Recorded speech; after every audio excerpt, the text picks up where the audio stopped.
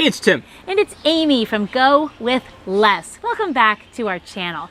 Today's video is directly from a viewer comment. It is from JF Helwig, aka John, and he left a comment about spending in line with your values. This really hit home with us and we wanted to do a whole video about it. So I hope that you'll stay tuned. We're hoping to touch upon cheapness versus frugality as well, because we think that there is a big difference there. Please give us a thumbs up, subscribe over here. We come out with a new video every Wednesday. Hit the notification bell and take it away, Tim.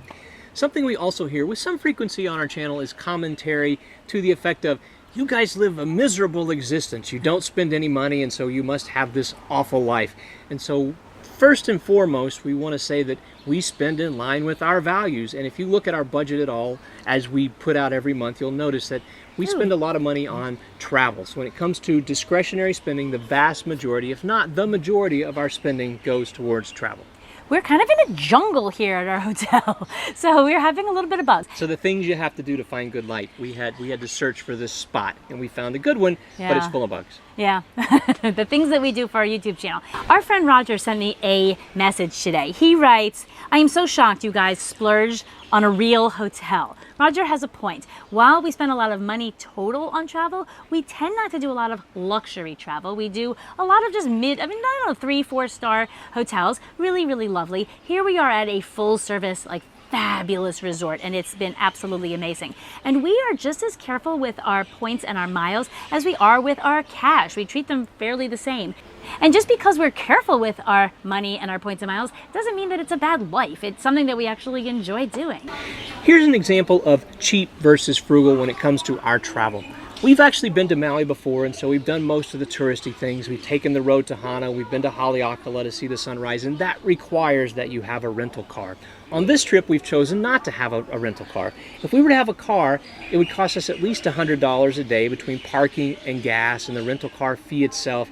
And so that just didn't seem to make sense to us, and so we chose to ride the bus from the airport to our hotel. We're spending our time here at the hotel. If we need to get around, we'll take the bus or we'll take Uber. And the hotel actually has a free shuttle in the area, so we're kind of sticking around to the area and taking advantage of this being a wonderful, relaxing vacation. Yeah, which we don't do very often. So most of our travels are about going and seeing and doing an activity.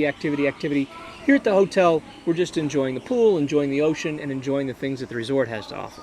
And we use quite a few points on this hotel, truth be told. We're going to be breaking that down the second Wednesday of November, sharing what we did on this trip for points and things like that. But we spent a lot of points on this experience, and so we want to take advantage. We want to be at the hotel, so we're enjoying it, and that meant foregoing the car. The bus was real easy, so we took the bus maybe 3 full days of the bus. We just bought a bus pass, and the other half of the days we're just staying local, and it's been a great time. But I think the difference is, like, so cheap would have been like, we're not going to do those things because it's $100 a day to rent a car, so we're not going to have a car and we're not going to see the fantastic things there are to do here. Because we've already done them, we made the frugal choice, and we're just going to take the bus because we don't have a lot of value. I've actually already done those things 3 times each, so I don't need to do them a 4th time. Let's go with that.